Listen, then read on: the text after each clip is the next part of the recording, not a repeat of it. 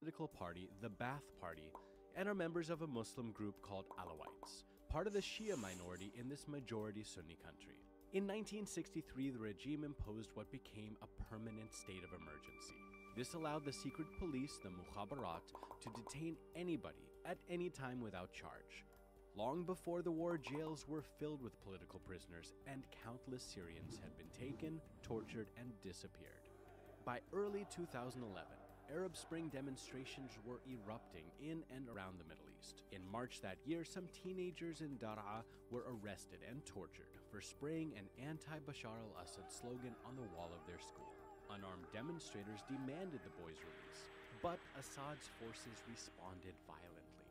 Word spread, and within days, people began organizing local committees to coordinate protests across the country. They demanded an end to the state of emergency, the release of political prisoners, and an end to economic inequality.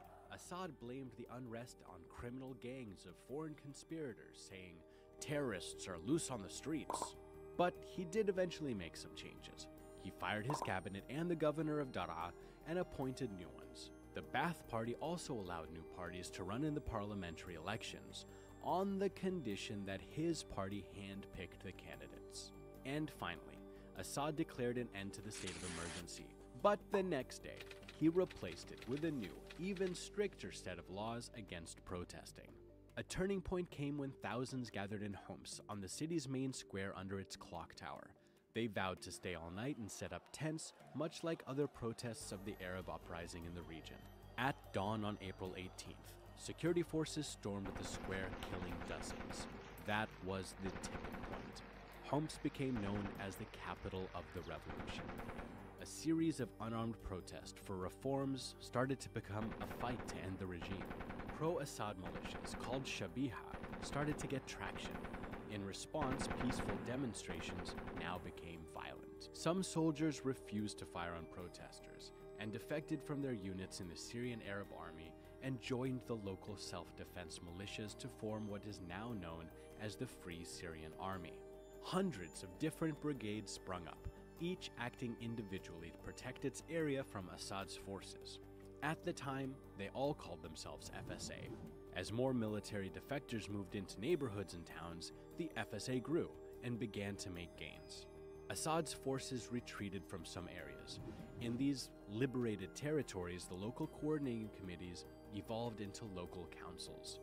For the first time in generations, Syrians elected their own leaders. They coordinated with civil society and activists in exile and formed the National Coalition of Revolutionary and Opposition Forces, known as the Ettilaf.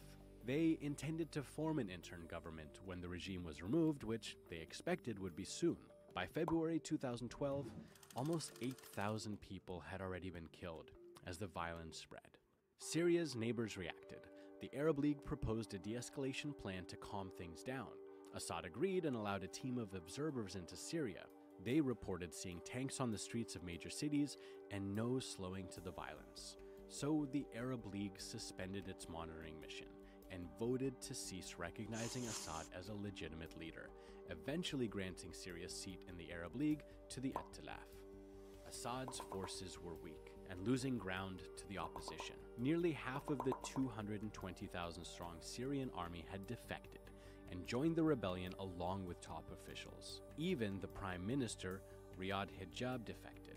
But Assad insisted he would not step down. Both sides reorganized. The opposition were emboldened by support from several countries who formed the Friends of Syria coalition. They backed the Ettilaf and gave light weapons to the opposition, but without heavy artillery or anti-aircraft weapons, they were still outmatched. On Assad's side, Iran sent weapons and soldiers to rescue the Assad regime from collapse. Iran, a Shia majority country, also supported fighters from the Lebanese group Hezbollah, who entered Syria at Assad's invitation to help his forces put down the uprising. The brewing war was also starting to attract foreign fighters and militia within the FSA.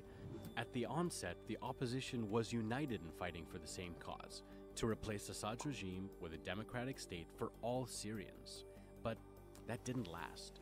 The FSA began to fracture. Taking advantage of the power vacuum, members of Al-Qaeda began pouring into Syria, calling themselves Jabhat al-Nusra. Separately, another party to the war had appeared in the north of the country, the YPG militia, looking to carve out an autonomous region in Syria and in neighboring Iraq. The YPG is the Syrian branch of the PKK, a designated terrorist group by the US, EU, and Turkey. By the end of 2012, they were entrenched in the north and not in confrontation with the regime. So at this point, 4 groups were competing for power in Syria: Assad's forces, the FSA, Al-Qaeda-linked groups, and the YPG. 3 events then changed the balance of force in the war. On August 21st, 2013, Assad's forces bombed a civilian area in Damascus with sarin.